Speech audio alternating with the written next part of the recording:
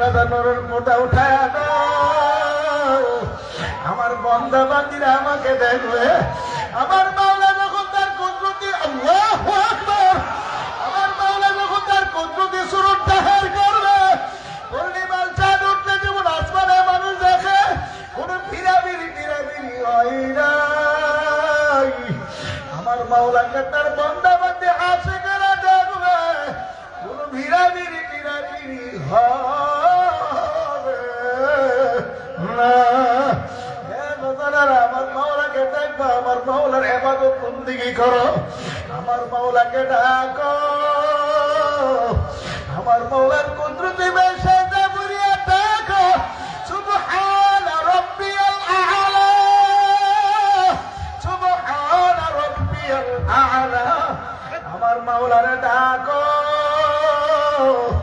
আমার মাওলার কুদরতি পা যখন বান্দা সেজদা করিয়া আমার আল্লাহকে ডাকে আমার মাওলার কুদরতি পা বান্দার কপালে পড়ে হবে সুবহানাল্লাহ আমার মাওলা বলে বান্দা আমার পায়ে সেজদা করো আমার পায়ে সেজদা করো আমার মাওলা ডাকতে বলে ও ফেরেশতারা চাইয়া চাইয়া দেখো আমার বান্দারা কত সুন্দর ভাবে সেজদা করে রয়েছে আমার সুবহান রাব্বিয়াল আ'লা কইয়া ডাকতে আছে ও ফেরেশতারা সাক্ষী থাকো আমার সেজদাকারী বান্দাদেরকে আমি মাফ করিয়া দিলাম কিন্তু খোদা রাখা যদি না ফরমানি করে মতের বিছানায় করো আল্লাহু আল্লাহু আল্লাহ আল্লাহ আমার মালিকের টাকা সারা না দাও আমার মালিক ফজরের সময়টাকে হাইয়া আলাস সালাহ আই বান্দা বান্দি নামাজ আই হাইয়া আলাল ফালাহ আই কামিয়াবির দিকে আই আসসালাতু খায়রুম মিনান নাওম ঘুম হইতে নামাজ ভালো আমি তো নাক ডেকে ঘুমাই আমার মালিকের টাকা সারা দেই না আমার মালিক বলো নিমুখ খারাপ আমি মালিক করে দৈনিক 5 বার ডাকলাম একবার আমার ডাকে তুই সারা দিলি না আমি ফজরের সময় ডাকলাম তোরে পাইলাম না আমি জোহরের সময় ডাকলাম তোরে পাইলাম না আমি আসরে ডাকলাম তোরে পাইলাম না আমি মাগরিবে ডাকলাম নাফরমান তোরে পাইলাম না আমি এশায় ডাকলাম তোরে পাইলাম না আমি দৈনিক 5 বার ডাকলাম একবার তোরে পাইলাম না ও নিমুখ খারাপ না বলবার আমার নিয়ামত খাইয়া আমার নিয়ামত বুক করে আমার হুকুম মানলি না পদ্মা নদীর মধ্যে কত মজার মাছ উঠে খাইলি কত কুষ্ণ খাইলি কত নিয়ামত খাইলি রে বন্দা বান্দি আমার হুকুম মানলি না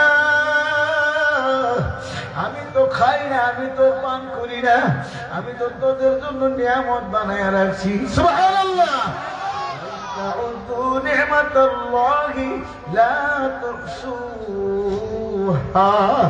আমার অসংখ্য অগণিত নিয়ামত যদি গণনা করতে থাকো করতে করতে হায়াত শেষ হয়ে যাবে তোমার জীবন শেষ হয়ে যাবে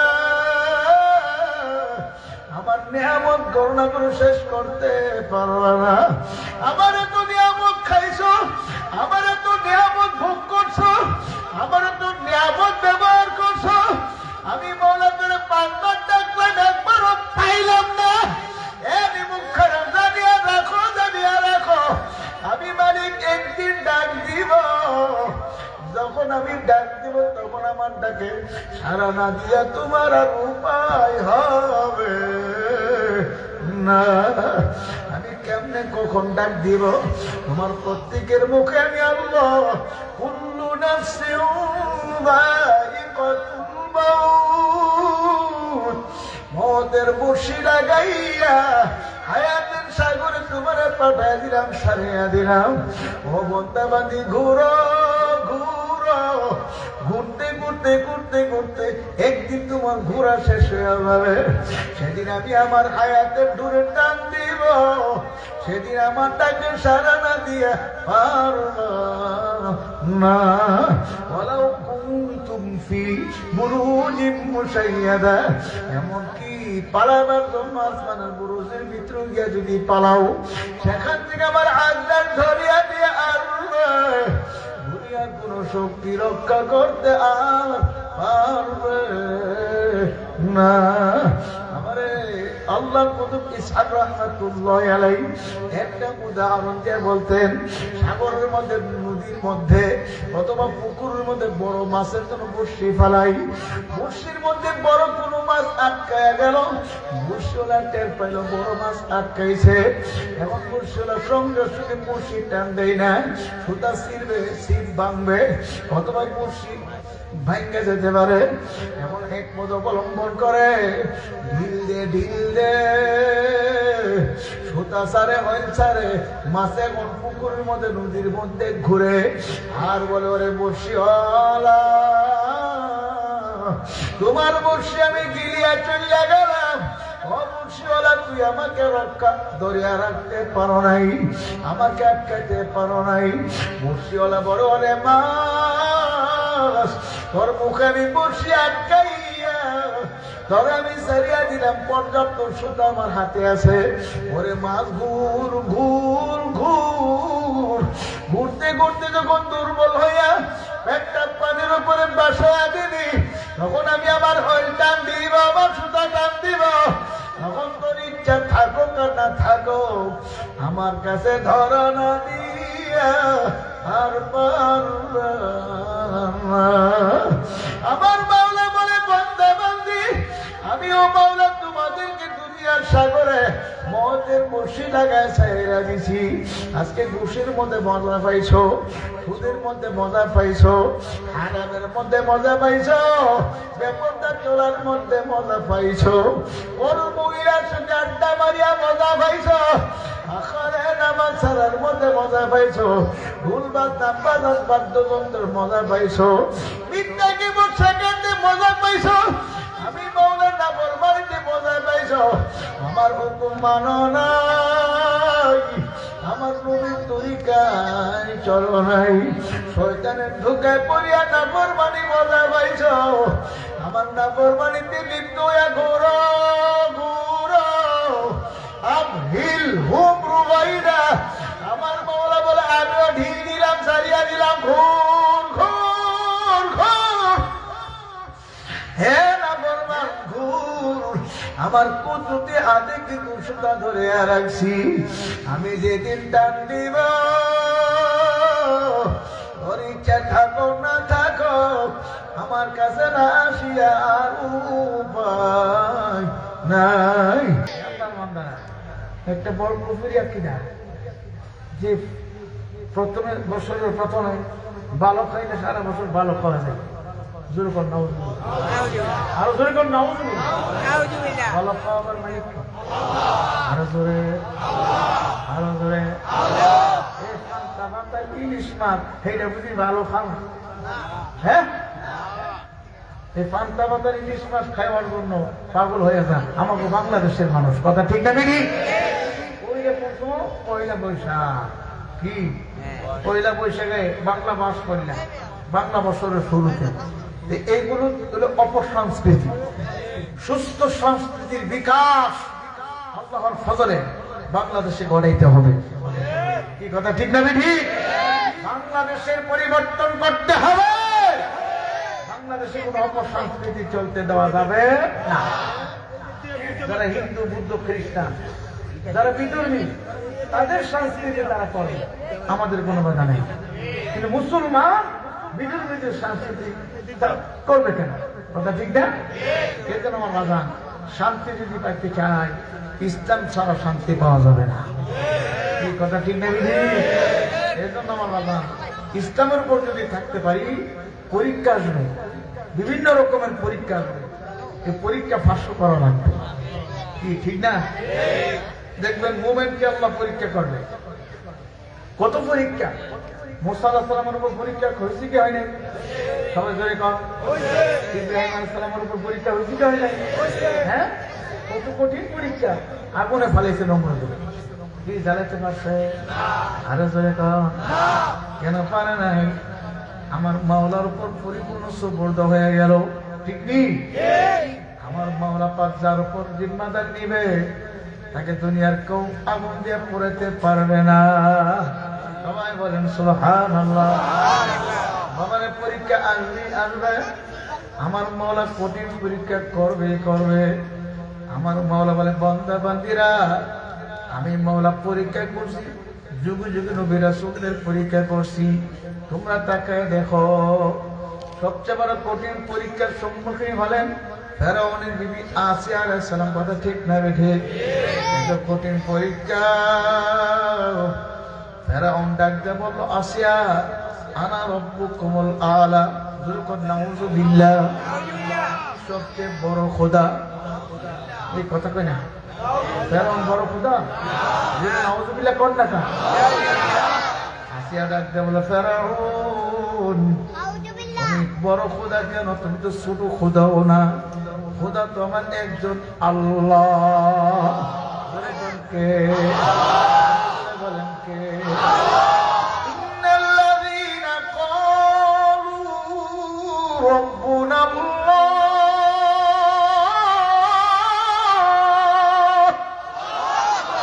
আমার মাওলা বলে, যারা বলবে রব আমার আল্লাহ।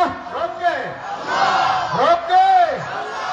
আসিয়া ডাকতে বলে, ফেরাউন, তুমি আমার স্বামী হতে পারো, রব আমার আল্লাহ।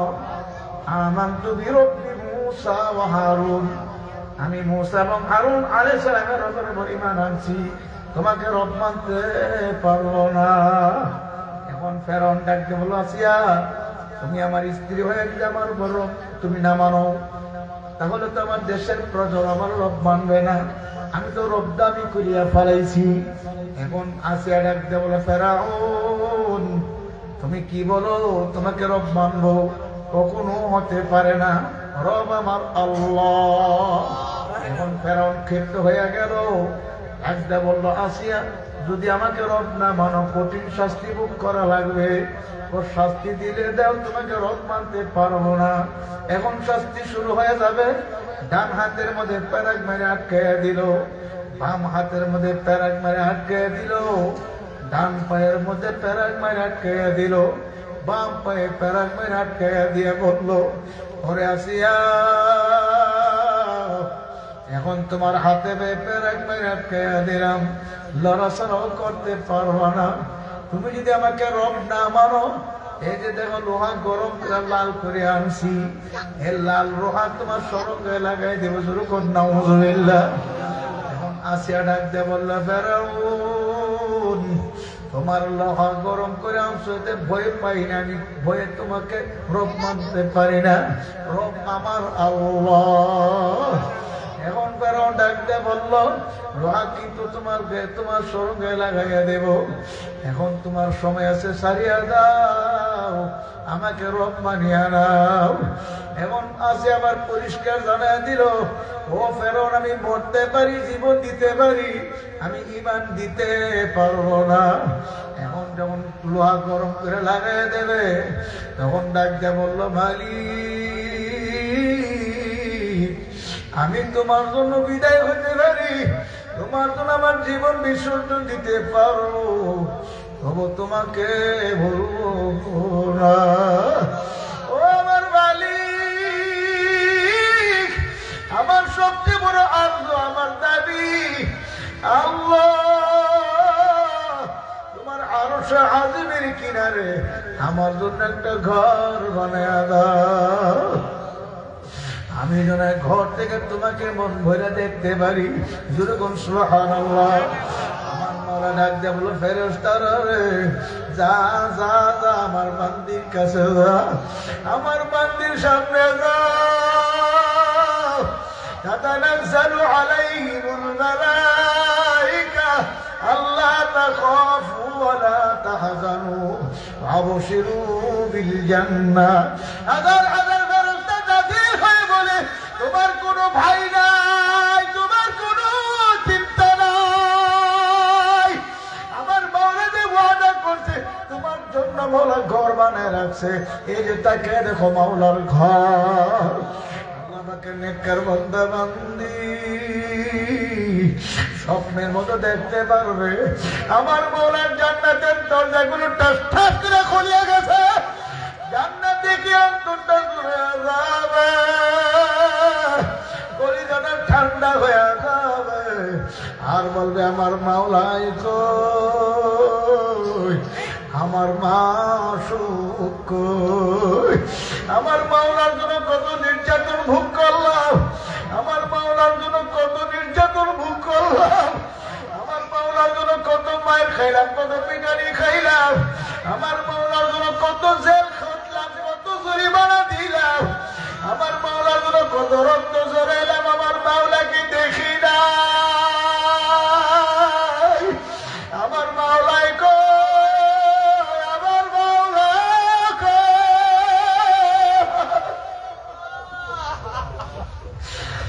আমার মাওলা বলবে আমার বান্দিরা বান্দারা আমার কাছে যায়, ফেরেশতারা বলবে তোমার কোনো ভয় নাই, কোনো চিন্তা নাই, তোমার মাওলার সঙ্গে মিলানোর জন্য আমরা আছি,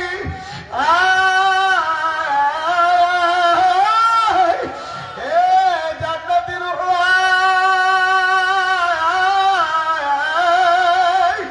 জান্নাতি রূহ বের হয়ে যাবে, আল্লাহ নবীর নেককার বান্দাবান্দি টেরও করতে পারবে না, কিভাবে রূহ বের হলো টেরও পাবে না। আমার মাওলা পাক রব্বুল আলামিন বলে ফেরেশতারা আমার বান্দাবান্দি রূহ জান্নাতে নিয়ে যাও, জান্নাতের প্রত্যেকটা দরজা খুলিয়া যাবে, জান্নাতের হুরুল গিলমানরা স্বাগত জানাবার জন্য রেডি হয়ে যাবে, সুবহানাল্লাহ। 70,000 বিবি আমার মাওলা একটা জান্নাতে পুরুষকে দিবে, আমার মাওলার জান্নাতে হুররা কত সুন্দর হবে, আমার প্রেমী বলছে উম্মতেরা জান্নাতের হুরদের চক্ষুগুলো বড় বড় হইবে, এত সুন্দর হবে, জান্নাতি হুররা খাবে পান করবে, তুমি তার চামড়ার উপর দিয়ে দেখতে পারবা, সুবহানাল্লাহ। আল্লাহ কবুল করিয়া দেয়। জান্নাতে হুররা বলবে এই সর্বপ্রথম আপনার চেহারা দেখছি, আর কোন পুরুষ জীবনে দেখি নাই, সুবহানাল্লাহ। জান্নাতীরা আমার মাওলার জান্নাতে যাওয়ার পরে বলবে মাওলা আল্লাহ, আমার মাওলা বলবে এ জান্নাতীরা আমার সমস্ত ওয়াদা পূরণ হয়েছে নি? বলে হ্যাঁ সমস্ত ওয়াদা পূরণ হয়েছে। আমার মাওলার আশিক পাগলরা বলবে মালিক সমস্ত ওয়াদা পূরণ করছে ঠিক, একটা ওয়াদা এখনো পূরণ হয় নাই। আমার মালিক বলবেন আমার কোন ওয়াদা?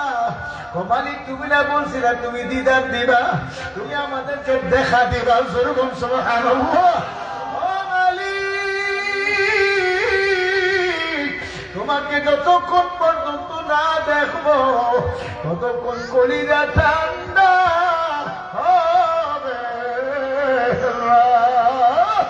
আমার মাওলা বলবে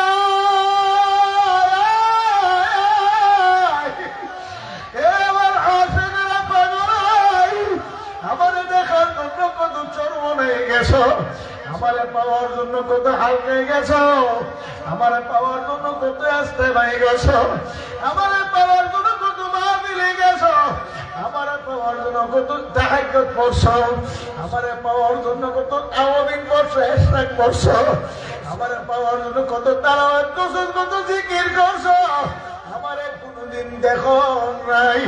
এ ফেরেশতারা সাতারাউনা রাব্বাকুম কামা তারাউনাল কমারা ফি লাইলাতিল বদরে, এ ফেরেশতারা 70,000 নূরের পর্দা উঠায়া দাও।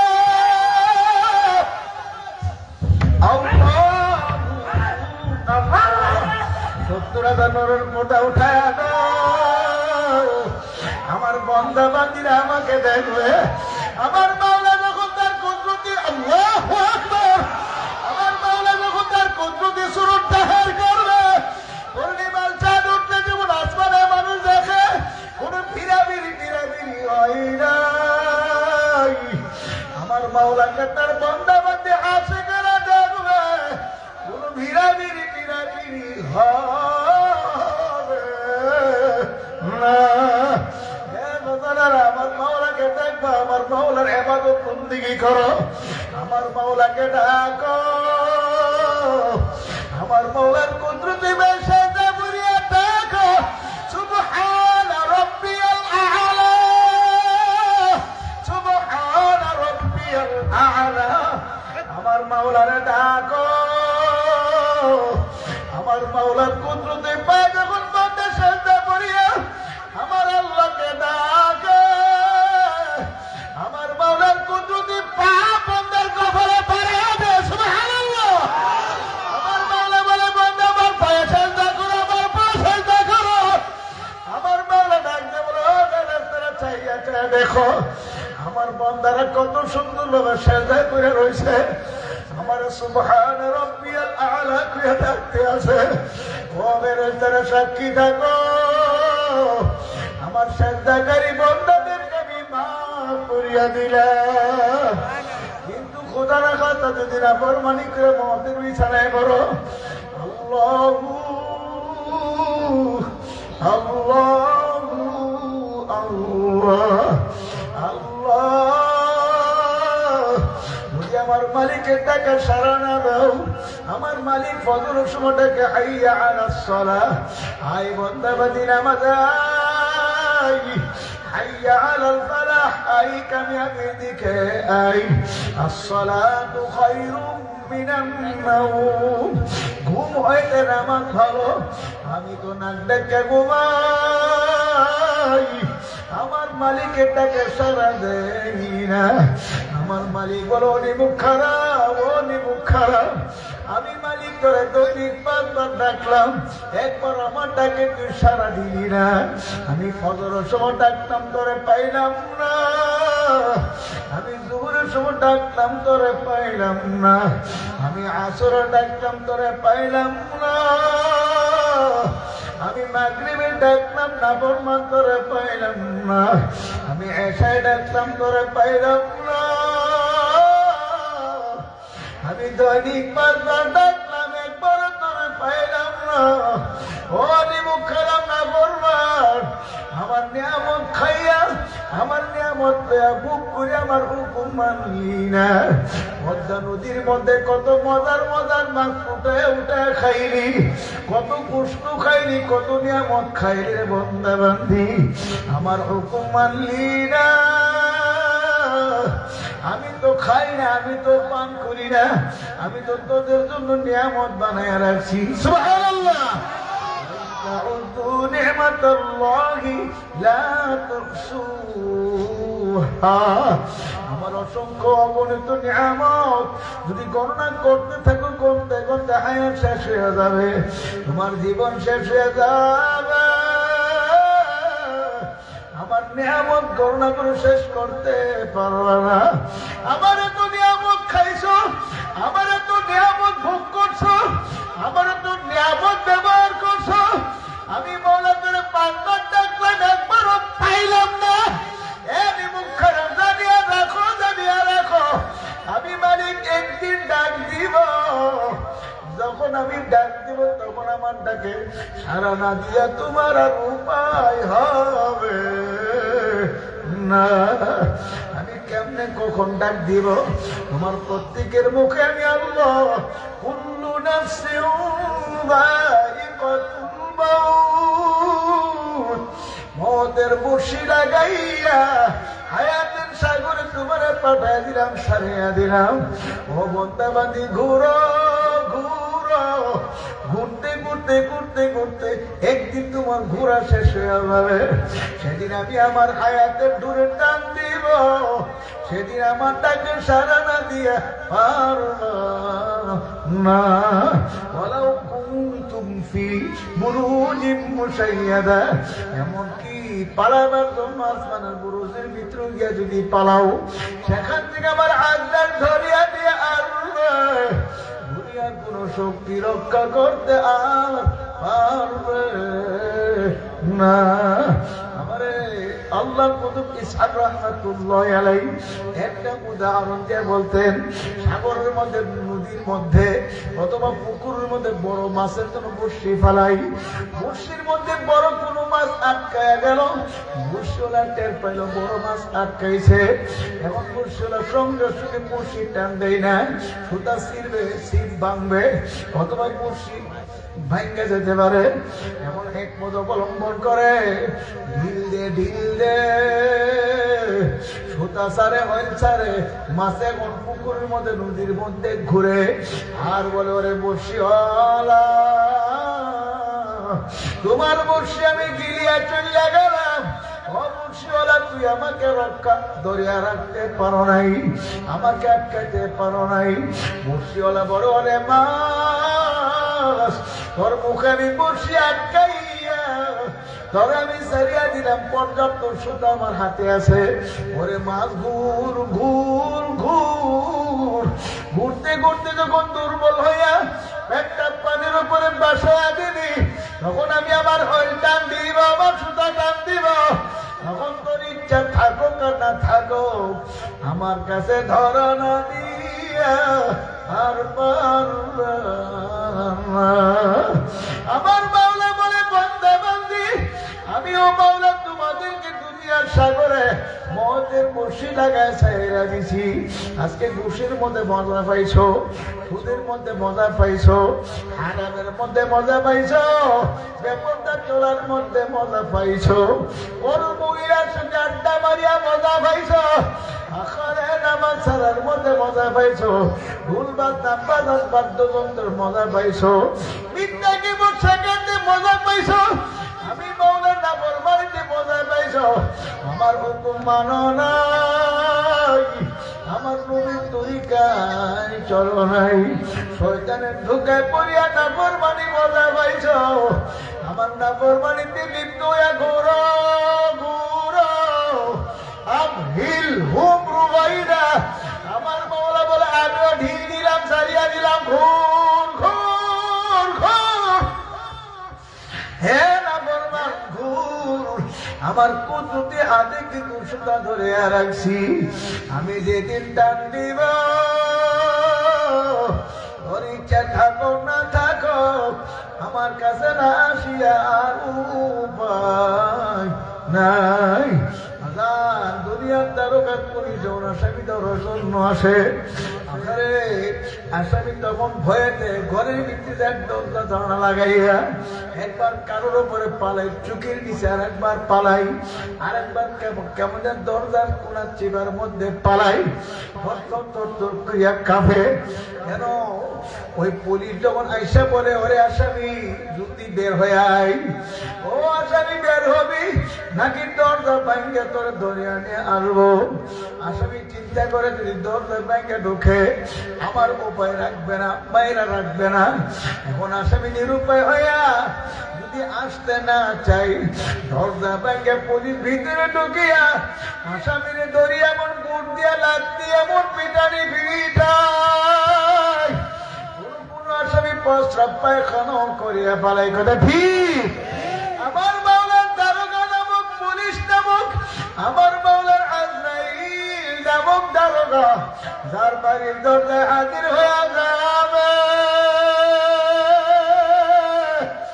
আমার মাওলার দারোগা, আমার মাওলার পুলিশ, আমার মাওলার আজরাইল ডাকতে বলবে, না ফরমান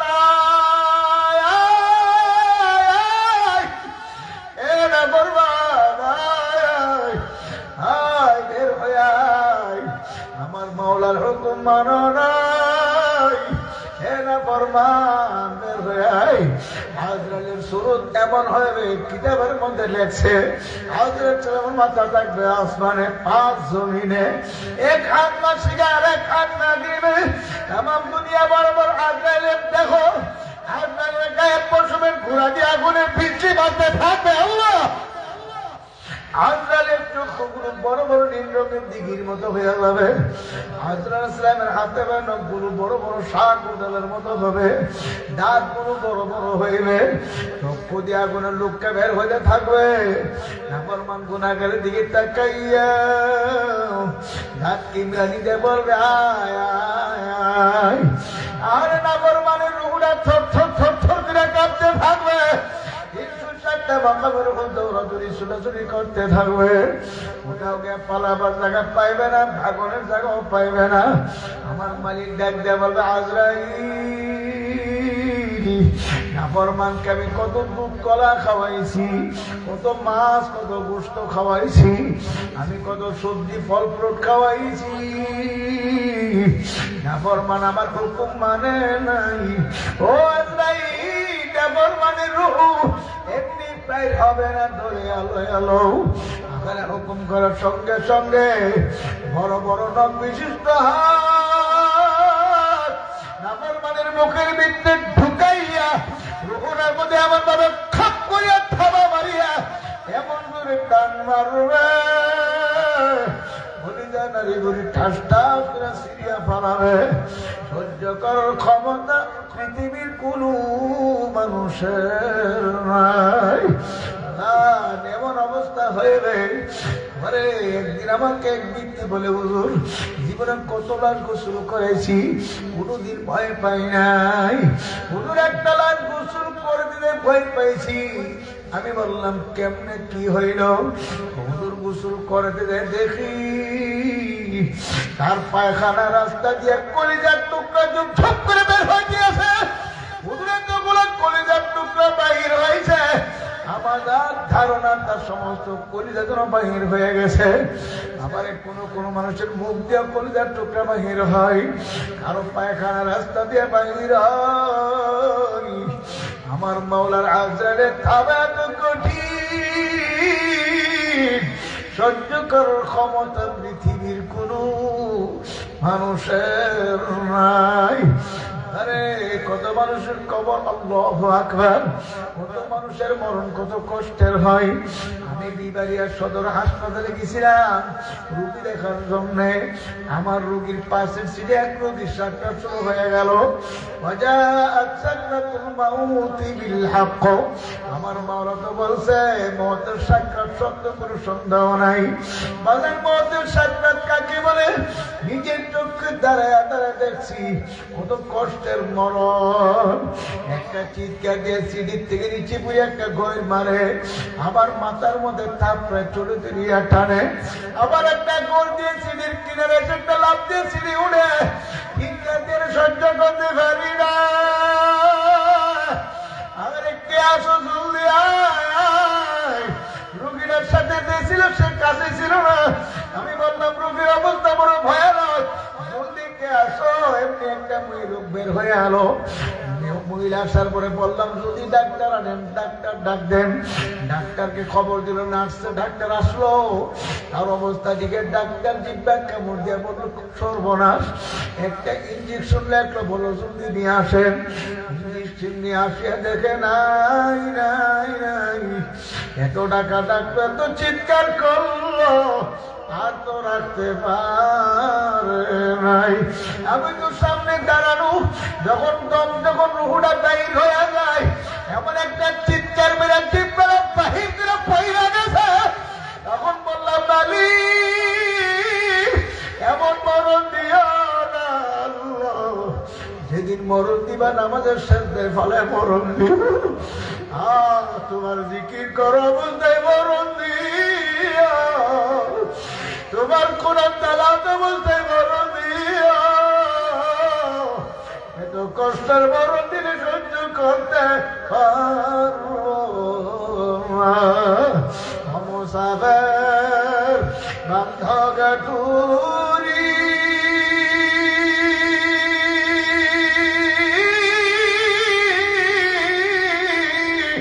বহু দূরে ঠিকানা, আসবি জানা কালবি জানা, কবর আখির ঠিকানা।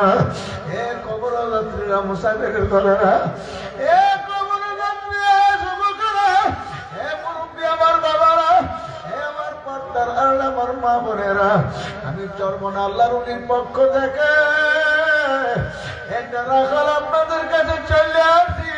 ভাইয়ের নিচে হাত থেকে বলিয়া থইয়া যায়, ভেরো ভেরো ভেরো, আমার মৌলানা বরবাদি করিও না। আমি তো শুনছি আর দেখছি সর্বনার মরহুম আল্লাহর কুতুব বলছেন, বাবা হে যুবকেরা, তোমরা যদি বলো হুজুর আমি আর গুনাহ করবো না, আর নেকের কাজ ছাড়বো না, যদি আমার পায়ে ধরেন, আল্লাহর কুতুব বলতো, বাবা রে, একবার দুইবার না, 100 বার 200 বার না, 1000 বার তোমার পায়ে ধরবো, তোমার গুনার কাজের কাছেও যায়। এ বাবা, একটা গুনাহ ভাইয়া যদি কবরে যাও, আল্লাহর হাবিব বলছে একটা গুনার জন্য কমপক্ষে 7000 বছর জাহান্নামের আগুনে জ্বলা লাগবে। 1 সেকেন্ডের আযাব সহ্য করতে পারবো না। আজকে আমার আপনার চোখে পানি নাই, দিলটা পাথরের উপরে শক্ত হয়ে গেছে। এ যুবকেরা, হে যুবকেরা, তোমাদেরকে কে ঢুকাই বলো? বড় হবে, বিবাহ করবা, ছেলে মেয়ে হবে, তারপর মরবা। কত যুবক রাস্তায় মারা যায়, কত যুবকরা আমাদের যখন পদ্মা সেতু হয় নাই, এই আল্লাহু আকবার 4 লাইনও হয় নাই, যখন সিঙ্গেল লাইন ছিল, আমি শুধু বরিশাল থেকে মাহফিল করে পদ্মা পার হইয়া ঢাকা যাওয়ার মধ্যে গাড়ির সামনে সিটে বসাছিলাম। আল্লাহু আল্লাহু আল্লাহ, আমি চাক্ষুষ তাকে ছাইয়া রয়েছি সামনের দিকে, একটা সাইকেল চালা, বাইসাইকেল একটা চালাইয়া, সুন্দর একটা ছেলে পরিপাটি, এত সুন্দর চেহারা, এত সুস্বাস্থ্যের অধিকারী। আমার ধারণা ছিল লোকটা বড় লোকের কোন সন্তান হইবে। সাইকেল অনেক বড় দামি সাইকেল, রাস্তা দিয়ে ওই সে দক্ষিণ দিকে যায়, আর দক্ষিণ দিক থেকে আমরা ওই উত্তর দিকে ঢাকার দিকে যাই। এরকম একটা বাস গাড়ি পিছন দিক যায়, সে আমাদের গাড়িকে ওভারটেক করলো। ওভারটেক করার পরে একটা ঠাস করে আওয়াজ হইল। আমি বললাম ব্যাপার কি, কিসের আওয়াজ? গাড়িটা যাওয়ার পরে দেখি ওই ছেলেটা সাইকেল এক জায়গায়, সে পড়ে রয়েছে রাস্তার মাঝখানে, তার মাথার উপর দিয়ে চাক্কা গেল। আমি বললাম নিমিষে তার জীবনের স্বপ্ন সব বরবাদ হয়ে গেল। ও যুবক, তোমার বয়স 25 বছর, 20 বছরের কত যুবক কবরে ঘুমায়। তোমার বয়স 20, কত 15-16 বছরের যুবক কবরে ঘুমায়। আল্লাহু আল্লাহ। এবার বাবারা, কখন কার সামনে মালাকুল মউত আসে জানি না। আজকের মাহফিলকে জীবনের শেষ মাহফিল মনে করিয়া আমার মালিকের দরবারে কান্দ কান্দ কান্দ, চোখের বাড়ি বলে কান্দ। আল্লাহর হাবিব বলে, মাব্বাকা মিন খাশিয়াতিল্লাহি হারামাল্লাহু তিলকাল আইনা আলান নার। আল্লাহর ভয়ে, জাহান্নামের ভয়ে যেটুকু কাঁদবে, আমার মাওলা তার চোখের জন্য জাহান্নামের আগুন হারাম করিয়া দেবে। আমার আপনার চোখে পানি নাই, আমার আপনার দিল পাথর যেমন শক্ত হয়ে গেছে, এই চোখে পানি আসতে চায় না। অথচ আল্লাহর হাবিবের পবিত্র জবানে দুনিয়ার মধ্যে জান্নাতের গ্যারান্টি পাইল হযরত ওমর ইবনে খাত্তাব রাদিয়াল্লাহু তাআলা আনহু সহ 10 জন সাহাবী। তারপর ওমর রাদিয়াল্লাহু তাআলা কান্দে কান্দে, চোখের পানি ছাড়ে, গাল বায়ে বায়ে চোখের পানি পড়ে। সাহাবায়ে কেরাম বলে, ও আমিরুল মুমিনিন, অর্ধ জাহানের বাদশাহ, আপনার গালের উপরে পানির কালো দাগ কেমন দেখা যায়? হুজুর তো অসুস্থ ভয় করে ভালো হয়ে যাবে।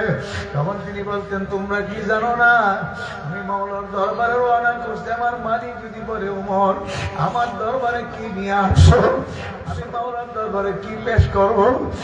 বলবো মালিক, আপনার দরবারে আমি কিছুই আনতে পারি না, আমি আপনার ভয়, আপনার জাহান্নামের ভয়ে কাঁদছি। কাঁদতে কাঁদতে যে গাল ভাই আমার চোখের পানি পড়ছে, এই দুটা কালো দাগ ছাড়া আর কোনো কিছুই আনতে পারি না। আরে দলিলে কদর সাহাবী জান্নাতের গ্যারান্টি প্রাপ্ত উসমানে গনি রাদিয়াল্লাহু তাআলা আনহু খবর দেখলে হাওমাও করে কাঁদতেন। কাঁদলে কাঁদতেন, হালকা বৃষ্টি পানি দেয় ভাই ভাইয়া পরে দাড়ি ভাইয়া ভাইয়া ধরে। সাহাবায়ে কেরাম বলো গো আমিরুল মুমিনিন, আপনি জাহান্নামের কথা শুনতে এমন ভাবে কাঁদতেন না, কিন্তু কবর দেখলে এমন করে কেন কাঁদবেন? তখন তিনি বলতেন, তোমরা কি জানো না আখিরাতের প্রথম